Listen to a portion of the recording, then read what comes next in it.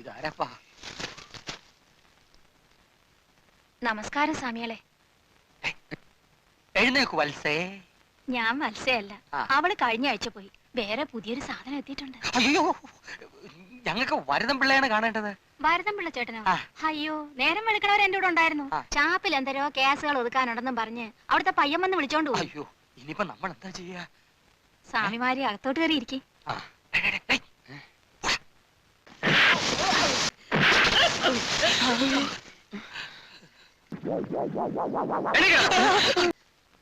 മേലാൽ ഈ പരിസരത്ത് കണ്ടുപോകരുത്.